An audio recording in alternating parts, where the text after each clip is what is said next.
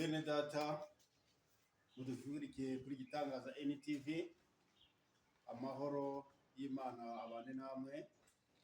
Uyu munsi rero tugiye kuganira ijambo ry'umunsi.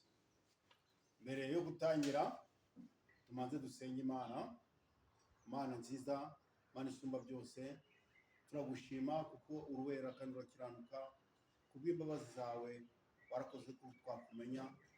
Uyu munsi rero gushyira ijambo ry'umunsi kuri Gitangaza NTV kugira ngo rihindura benshi, kugira ngo rigire bifasha abantu, kugira ngo bazabone umunezero wawe. Ubane n'akandi dufashe mu izina ryawe Yesu urakoze, amena. Bene data, nk'uko dusanzwe tumenyereye, birashoboka yuko ugeze kuri Gitangaza NTV uyu munsi.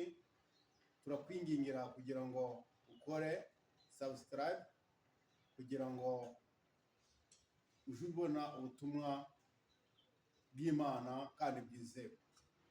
Uyu munsi rero tutabatindiye, tugiye kuganira mu jambo ry'Imana mu gitabo cya Yuda,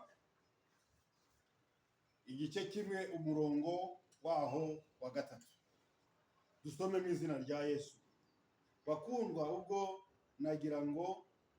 nagiraga umwete wo kubandikira ibyo by'agakiza dusangiye, niyumvisemo ko mbawe no kubahugura kugira ngo mushishikarire kurwanira ibyo kwizera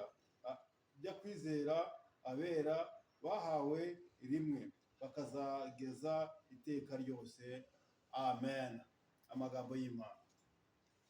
Uyu munsi rero turahasanga amagambo akomeye cyane atubwira ngo bakundwa.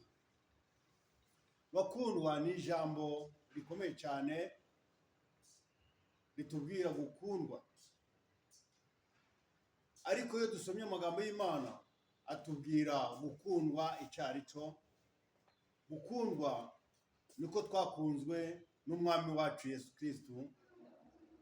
Niyo mpamvu natwe tubakangurira kugira ngo namwe mukundwe n'Umwami wacu Yesu Kristo, kugira ngo muzabone buriya bugingo buhoraho. Haleluya. Amen. Niyo mpamvu atubwira ngo turwanire ibyo kwizera. Ibyo kwizera tugomba kubigwanira nabyo, kuko ari umutsima utera abantu kugira umunezero imbere y'Imana. Mbese mwene data, mushiki wacu, muri iyi minsi weho waba uri kurwanira kugira ngo urwanire iby'Imana, cyangwa uri kurwanira iby'isi bitagira umumaro? Ndakwinginga rero kugira ngo urwanire iby'Uwiteka bizakugirira umumaro, kugira ngo nawe uzabone uriya munezero udashira.